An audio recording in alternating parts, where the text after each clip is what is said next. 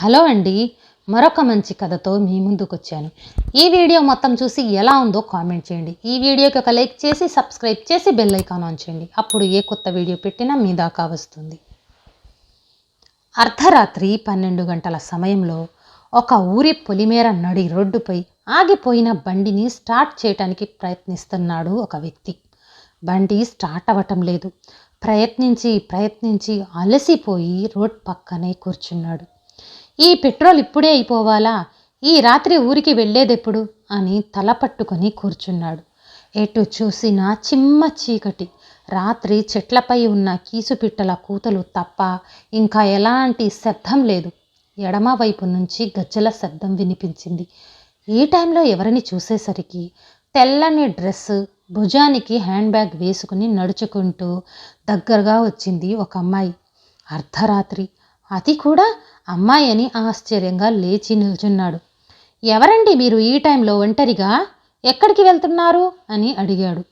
చచ్చేంత భయంతో అడుగులో అడుగు వేసినట్టు కనిపించిన ఆ అమ్మాయి అతని మాటలతో ఉలిక్కి పడినట్టుగా ఒక్కసారిగా పక్కకు జరిగి ముందుకు వెళ్తుంది.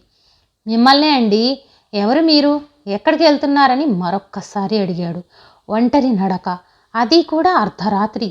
దొరికిన తోడు ధైర్యాన్ని వదులుకోలేక నేను నేను నేను ఉత్తర అండి, ఈ పక్క ఊరే మాది. బస్సు ఆలస్యంగా రావటంతో ఆటో స్టాండ్లో ఆటోలు లేవు, అందుకని నడుచుకుంటూ వస్తున్నాను అని చెప్పింది. సరే ఆగండి, ఇద్దరం కలిసే వెళ్దాం. సమయానికి బండిలో పెట్రోల్ అయిపోయింది. లేకపోతే ఈ రాత్రి మీకు నేనెందుకు కనిపిస్తాను చెప్పండి అంటూనే బైక్ను రోడ్ పక్కన లాక్ చేసేశాడు. ఇద్దరి అడుగులు కదిలాయి. ఏం చేస్తుంటారు అని అడిగాడు. నేను టీచర్ అండి, పక్క ఊరిలో స్కూల్లో. ఈరోజు ప్రోగ్రాం ఉండటంతో ఆలస్యమైంది. అడగకుండానే టీచర్ అని చెప్పేసింది. పెళ్ళైందా అని చేతులు ఆడిస్తూ అడిగాడు. భుజానికి ఉన్న హ్యాండ్ బ్యాగ్ సర్దుకుంటూ ఒక్క అడుగు పక్కకి దూరంగా జరిగి లేదండి అని బదులు చెప్పింది. ఉత్తర నడక తోడవ్వగానే వింత వింత శబ్దాలు చెవులకు అతి దగ్గరగా వినిపిస్తున్నాయి. పట పట పట పట పళ్ళు కొరికినట్టు అని మూలుగుతూ మీద పడి గొంతు కొరికే కోపంతో రగిలిపోతున్నట్టు. అందమైన ఆ అమ్మాయి అర్ధరాత్రి పక్కనే ఉండటంతో అవేమీ పట్టించుకోవట్లేదు అతను. అయినా మీ ధైర్యానికి హ్యాట్స్ ఆఫ్ అండి. అర్ధరాత్రి ఆడది నడి రోడ్డుపై ధైర్యంగా నడిచిన రోజే భారతదేశానికి నిజమైన స్వాతంత్రమని పెద్దలన్నారు. దాన్ని మీరు నిజం చేశారు. కాస్త వేగంగా నడుస్తున్నారు. నాకు చాలా భయంగా ఉంది.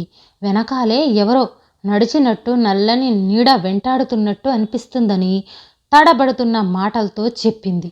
నల్లని నీడ వెంటాడ్డమా?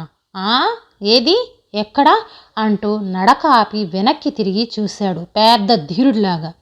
మళ్ళీ ముందుకు తిరిగి ఉత్తర ముందు బిల్డప్ ఇవ్వాలనేసరికి సెంటీమీటర్ దూరంలో గొంతు కొరికి చంపేసే క్రూరమైన రూపం కళ్ళ ముందు కనిపించి మాయమైపోయింది. కరెంటు షాక్ తగిలినట్టు నరాలన్నీ బిగుసుకుపోయి నోటి మాట రాకుండా నిల్చున్నాడు. అతని చేయి పట్టుకుని ఏమైంది అని అడిగింది. ప్యాంట్ తడిసిపోయినా చీకట్లో కవర్ చేసి అబ్బే ఏం లేదండి, ఈ కాలంలో దయ్యాలు భూతాలు ఎక్కడివి అని చింత చచ్చినా పులుపు చావని మాటలు చెప్పాడు. దయ్యమని నీకు చెప్పానా అని ఉత్తర గొంతు మగరాయుడి వాయిస్ లాగా వినిపించింది. రెప్పపాటు క్షణంలో అర్థం కాకుండా ఏంటి అని అక్కడే ఆగి మళ్ళీ అడిగాడు. ఏం లేదు, నేనేమనలేదే, పదండి పదండి అంటూ 2 అడుగులు ముందుకేసి ఉత్తర చెప్పిన మాట విని నెమ్మదిగా భయం మొదలైంది. ఇప్పటి వరకు చిమ్మ చీకట్లో సాగిన నడక ఒక వీధి లైట్ కిందకు చేరుకుంది. తెల్లని డ్రెస్లో సన్నని నడుము వయ్యారంగా ఊగుతూ నడుస్తుంటే ఆ చల్లని రాత్రి వెచ్చగా విహారం అల్లుకోవాలని ఆశపడ్డాడు. మీకు పెళ్ళైందా అని అడిగాడు. అందుకు సమాధానం చెప్పలేదు. మిమ్మల్ని అండి, మీకు పెళ్ళైందా? ఎందుకురా నీకు అని గంభీరంగా కోపంగా మాట్లాడింది. ఏంటి ఈ అమ్మాయి గొంతు వింతగా వినిపిస్తుంది ఆలోచిస్తున్నాడు. ఇంతలో ఉత్తర నడక ఆగింది. తన వెనకాలే ఉన్న అతనికి ఏమైందో అర్థం కాలేదు. ఏమైంది అని అడిగాడు. ఉత్తర వాటర్ ట్యాంక్ వైపు చూపిస్తూ, అదిగో ఆ వాటర్ ట్యాంక్ దగ్గర ఒక తెల్లని రూపం కోర పళ్లతో రక్తాన్ని జురుకునేలాగా చూస్తుంది. ఆ రూపం వాటర్ ట్యాంక్ అంత ఎత్తుగా కనిపిస్తుంది. నీకు కనిపించడం లేదా అని అడిగింది. చచ్చేంత భయమున్న ఆడదాని ముందు పసివాడు సైతం మగాడే అనే నానుడితో ఏది ఎక్కడా అని ఉత్తర కన్నా 2 అడుగులు ముందుకు వేసి వచ్చి నిల్చున్నాడు. నాకెక్కడా కనిపించడం లేదు అని వెనక్కి తిరిగి చూశాడు. అక్కడేమో ఉత్తర లేదు, మాయమైపోయింది. జరిగింది జరగబోయేది అర్థం చేసుకున్నాడు. ఇంతవరకు తనకు కనిపించింది, తనతో నడిచింది దయ్యమని ఊహించాడు. అడుగు తీసి ముందుకు వేయలేని పరిస్థితి. నిలబడ్డ చోటు చీకటి, వెనక ముందు కొద్ది దూరంలో వీధి దీపాలు.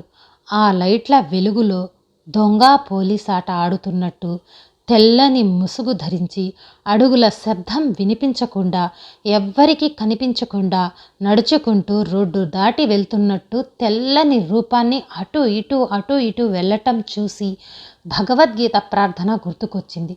అంతే, 2 చేతులను గుండెలపై పెట్టుకొని రోడ్డుపై పడిపోయాడు. 18 ఏళ్ల వయస్సులో అదే ఊర్లో ఉన్న మహిళపై కన్నేసిన అతను ఒంటరిగా ఉండటం చూసి పలుమార్లు ఆ ఇంట్లోకి చొరబడ్డాడు. ఇంట్లోకి వచ్చిన అతన్ని ఉత్తర చెప్పుతో కొట్టి తరిమేసింది. ఆ విషయం ఊరు వాడా తెలిసి రంకు పుట్టించారు. పెళ్లి కావలసిన తన బ్రతుకు తనకు తెలియకుండానే వేశ్యగా మారిపోయింది. పరువు పోయి గౌరవం తగ్గి ఊరంతా హేళన చేసి చూడటంతో ఉత్తర ఉరిపోసుకుంది. ఆ ఉత్తరే ఈ రాత్రి అతనికి కనిపించింది. గుండె ఆగి నడి రోడ్డుపై చచ్చేలా చేసింది.